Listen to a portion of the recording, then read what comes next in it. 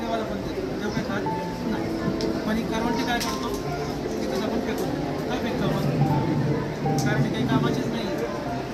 पण ही काही कामाची नाही असं होत नाही. इथं आपल्याला पुनर्वापर करायचा. जर पुनर्वापर नाही केला तरी गटारीमध्ये कचऱ्यामध्ये कुठे दिसतात. मग याचा पुनर्वापर करताना आपण काय केलं, या करवंट्या आपण सगळ्या गोळा केल्या. गोळा केल्यानंतर आता आपल्याला याच्यापासून एखादी कलाकृती तयार करायची. ते तयार करण्यासाठी साहित्य लागतं आपल्याला. काय आपल्याला करवतपट्टी म्हणतात. हे एक लागतं. दुसरं लागतो पॉलिश पेपर.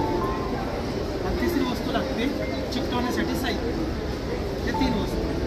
आता याच्या मदतीने मी काय केलं, तर मला एखादी आकार कापून घ्यायचा. मी काय करतोय, तर इथं एक रेखांकन करतो. किंवा चौकोनी आकार मी रेखाटन केलेला आहे. हाच आकार आता मला काय करायचा आहे, या करवतीने कापून घ्यायचा. कशा पद्धतीने, अशा पद्धतीने व्यवस्थितपणे कापायची. कापताना जरा बोटांची आपण काळजी घ्यायची. नंतर मग तिच्या अशा प्रकारे आपण त्याला जिथं मार्क केली त्यानुसार आपण कट केलं.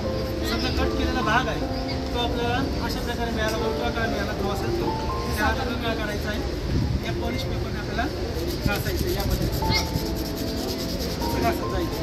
याच्यामुळे काय होईल, तो खडबडीत भाग आहे तो गुळगुळीत. त्याच पद्धतीने वरचा भाग सुद्धा आपल्याला घासायचा. असं गुळगुळीत तयार करताना करवटी जी आहे त्याच्यावर सगळं खडबडीत भाग निघून जातो. ती गुळगुळीत बनते. अगदी या स्वरूपामध्ये एवढी ती गुळगुळीत बनते. आता याच्यावरती मला काय करायचं आहे, एखादी नक्षी काढायची. किंवा मला असं वाटतं इथं काहीतरी मी डोळे काढणार.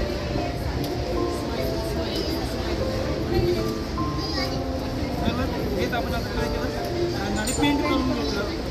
वाटलं तर इथं आपण दोरा चिकटवला, गळ्यामध्ये आपण अटकवलं. अशा पद्धतीने टाकाऊ वस्तूंच्या पुनर्वापरमधून आपण नवनवीन कलाकृती तयार करू शकतो.